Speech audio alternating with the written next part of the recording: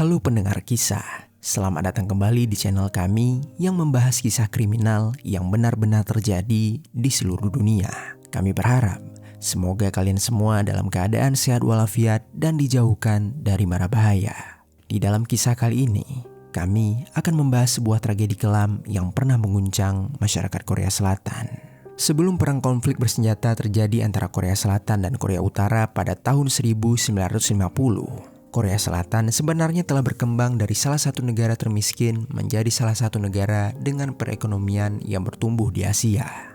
Namun, karena terjadinya perang Korea tersebut, Korea Selatan menjadi sangat hancur hingga menyebabkan kemiskinan serta kekacauan yang sangat ekstrim. Salah satu gambaran kehancuran yang terlihat adalah banyaknya wanita Korea yang mencari nafkah melalui jalur maksiat saat itu. Kemudian di tahun 1960 sampai di tahun 1970, pihak militer Amerika Serikat yang membantu Korea Selatan untuk melawan Korea Utara membangun kota militer di sekitaran pangkal militer mereka di negara tersebut. Beberapa kota camp militer ini terletak di wilayah Uijeongbu dan wilayah Dongducheon. Lalu, pada saat perang telah usai dan pihak militer Amerika Serikat masih berada di sana, banyak wanita muda asal Korea yang dibawa ke kota camp militer tersebut. Mayoritas dari mereka bekerja di klub-klub yang dibangun di sana, dan mereka dibayar menggunakan mata uang dolar Amerika Serikat. Namun meski begitu, para pekerja ini ternyata tidak sepenuhnya diperlakukan dengan baik oleh tentara-tentara Amerika Serikat. Mereka sering mendapatkan serangan-serangan ketika berada di dalam sana. Dan bahkan ketika mereka keluar dari tempat tersebut, mereka akan dipanggil oleh warga Korea lainnya dengan sebutan Putri Barat, atau dalam bahasa Inggrisnya Western Princess. Kemudian pada tahun 1990-an, ada sebuah kasus yang sangat berperan besar dalam membawa perubahan di kota camp militer tersebut. Kasus ini merupakan kasus pengeksekusian terhadap seorang wanita yang bernama Yoon Jeom-yi. Bagaimana cerita selengkapnya? Jadi beginilah kisah di baliknya. Seorang wanita bernama Yoon Jeom-yi atau yang biasa dipanggil dengan nama Yoon, lahir di dalam sebuah keluarga sederhana. Dia sangat dicintai oleh kedua orang tuanya karena dia merupakan anak perempuan satu-satunya. Kehidupan Yoon yang awalnya normal seketika berubah secara tiba-tiba ketika ayahnya meninggal dunia karena sakit keras. Saat itu, Yoon yang masih berusia 17 tahun sangat merasa sedih. Dan dalam kesedihannya itu, Yoon memilih untuk tidak melanjutkan sekolahnya. Dia juga memutuskan untuk meninggalkan rumah untuk pergi ke daerah kota dengan harapan dapat bekerja di sana. Sesampainya di kota itu, Yoon bekerja di sebuah pabrik selama beberapa waktu untuk memenuhi kebutuhan dirinya serta keluarganya yang ada di kampung halaman. Namun, mendapatkan upah sebagai buruh ternyata tidak membuat Yoon menjadi puas. Pada suatu hari, Yoon mendengar sebuah kabar kalau dirinya bisa mendapatkan lebih banyak uang dengan bekerja di klub-klub yang ada di kota camp militer dekat pangkalan Amerika Serikat. Kota itu bernama Dongducheon, dan Yoon yang sudah berusia 26 tahun saat itu memutuskan pindah ke sana pada bulan Oktober 1992. Sesampainya di sana, Yoon tidak langsung bekerja di klub malam karena dia tidak memiliki link untuk masuk ke sana. Di kota Dongducheon tersebut, dia memilih untuk bekerja sebagai penjual bunga dan terkadang mengemis di pinggir jalan. Namun meski begitu, Yoon tidak menyerah. Yoon terus berusaha agar dapat bekerja di sebuah klub malam. Dan akhirnya Yoon pun mendapatkan kesempatan untuk bekerja di salah satu klub yang sering disebut dengan Crown Club. Di sana Yoon tidak hanya menjadi pelayan saja, tetapi dia juga harus menjadi teman kencan dari para tentara-tentara yang datang ke sana. Semua ini dilakukan Yoon hanya semata-mata karena uang. Di tempat dia bekerja, orang-orang yang mengenal Yoon mengatakan kalau Yoon ini adalah seorang gadis muda yang cerdas dan selalu senang membantu orang yang sedang membutuhkan. Bahkan tetangganya juga menilai kalau Yoon merupakan pribadi yang baik dan tak pernah bermasalah dengan orang lain.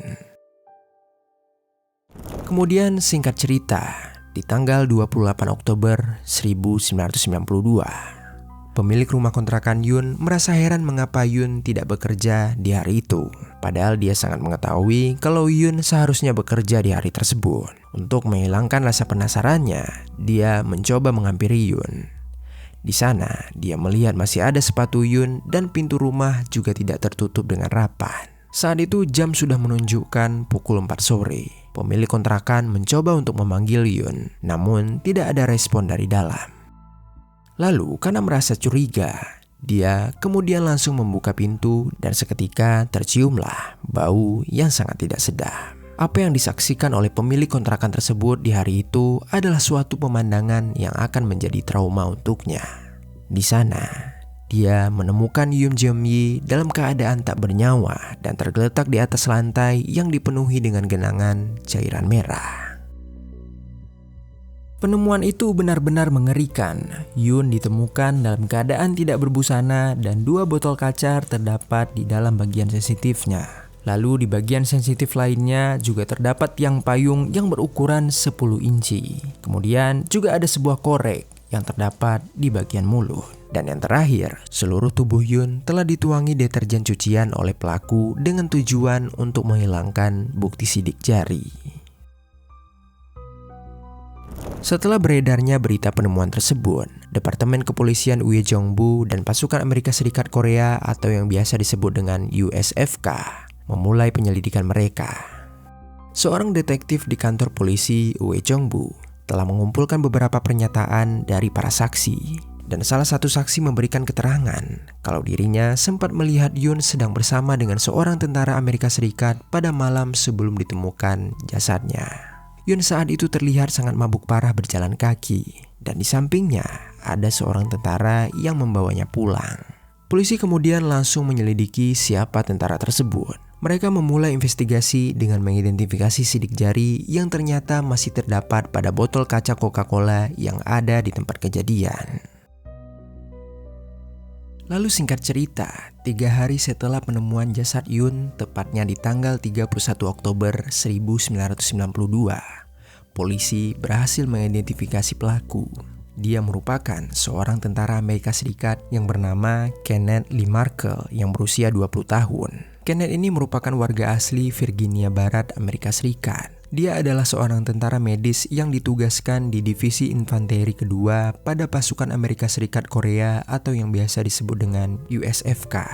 Kenneth ditangkap karena polisi berhasil mencocokkan sidik jari yang ada di botol kaca dengan sidik jari miliknya. Selain itu, polisi juga menemukan kemeja milik Kenneth yang telah terkena cairan merah.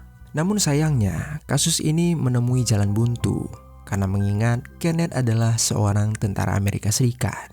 Jadi sekedar informasi, pada saat Perang Korea berakhir, Korea Selatan menandatangani sebuah perjanjian dengan pasukan Amerika Serikat. Perjanjian itu bersingkatan SOFA atau yang artinya Perjanjian Status Angkatan Bersenjata Amerika Serikat dan Korea Selatan. Perjanjian internasional itu melindungi status hukum dari personel militer Amerika Serikat yang ada di negara Korea Selatan, di mana seorang tentara Amerika Serikat tidak dapat ditahan langsung oleh pihak kepolisian Korea. Jikapun mereka telah menangkapnya, polisi Korea wajib menyerahkan pelaku kepada pihak militer Amerika Serikat. Pelaku hanya boleh ditahan di dalam kamp militer Amerika Serikat. Ini artinya polisi Korea tidak dapat membawa Kenneth untuk dilakukan interogasi lebih dalam atas kemungkinan kejahatannya. Dan kalaupun polisi ingin menginterogasi Kenneth, mereka harus mengunjungi kamp militer Amerika dengan waktu yang terbatas, dan itu pun harus dengan persetujuan dari pejabat Amerika Serikat. Masyarakat Korea mengetahui hal ini dari media seketika menjadi sangat marah. Beberapa pergerakan boikot mulai terjadi. Perkumpulan pengemudi taksi di daerah Dongducheon menolak menerima orderan dari para tentara Amerika Serikat. Lalu juga ada 50 organisasi non-pemerintah yang membentuk satuan tugas untuk menyuarakan keadilan serta meminta pelaku pengeksekusian Yoon dapat dihukum seberat-beratnya. Selain itu, mereka juga memaksa pasukan Amerika Serikat untuk menyatakan permintaan maaf secara publik. Gerakan ini terus menyebar sampai ke ibu kota Korea Selatan, yaitu kota Seoul. Kemudian singkat cerita, setelah 4 bulan kematian Yoon, tepatnya pada tanggal 17 Februari 1993, persidangan untuk Kenneth pun akhirnya dilaksanakan. Kenneth didakwa atas pengeksekusian Yoon. Hakim menjatuhkan hukuman penjara seumur hidup untuk dirinya. Dan selama persidangan, Kenneth tidak menunjukkan rasa penyesalan sedikit pun. Alih-alih mengakui segala kejahatannya, Kenneth malah mencoba menuduh tentara lainnya sebagai pelaku. Tentara itu bernama Jason Lambert. Kenneth saat itu mengakui kalau dia sempat memukul Yun. Namun, dia mengatakan kalau bukan dirinya yang telah melakukan pelecehan kepada Yun. Kenneth mengklaim kalau dia sebelumnya telah terlibat perkelahian dengan Lambert ketika dirinya sedang menolong Yun dalam keadaan Yun mabuk parah. Lambert saat itu merasa cemburu dengan Kenneth. Namun, Kenneth berhasil mengalahkan Lambert ketika itu. Kemudian, Kenneth melanjutkan bantuannya kepada Yun untuk membawa Yun pulang ke rumahnya. Lalu ketika tiba di dalam kamar, Kenneth mengatakan kalau Yun tiba-tiba saja menyerang dirinya. Dan akhirnya dia pun harus membela diri.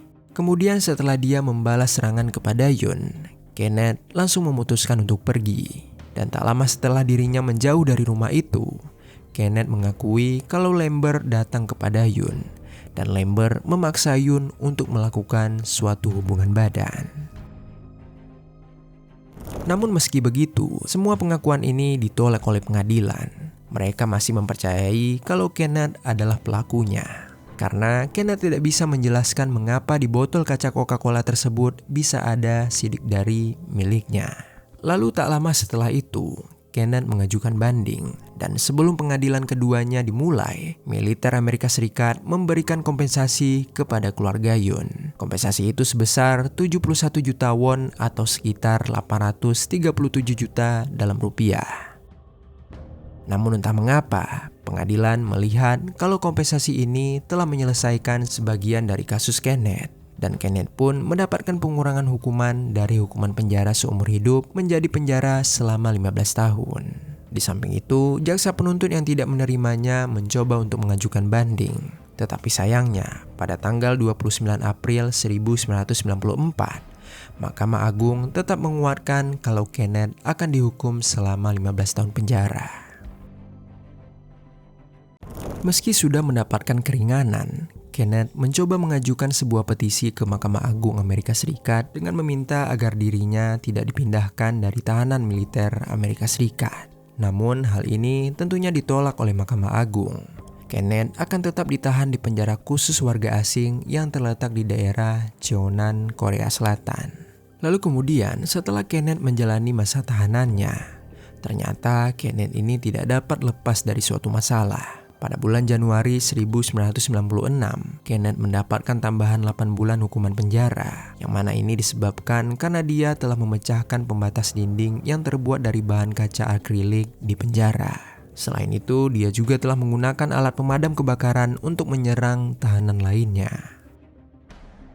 Lalu juga muncul kontroversi lainnya, di mana Kenneth dibebaskan lebih awal dari waktu yang seharusnya. Dia yang seharusnya bebas pada awal tahun 2008, namun entah mengapa alasannya, dia malah dibebaskan pada tanggal 14 Agustus 2006.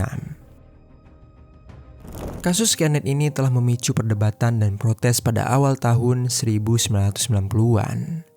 Hal ini akhirnya meningkatkan kesadaran masyarakat Korea tentang kejahatan yang melibatkan tentara Amerika Serikat yang sedang berada di negara mereka.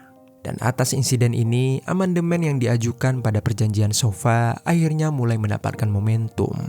Perjanjian SOFA tersebut direvisi pada tahun 2001, sehingga para tersangka kriminal yang berasal dari militer Amerika Serikat dapat langsung diserahkan kepada pihak otoritas investigasi Korea setelah mereka berhasil ditangkap.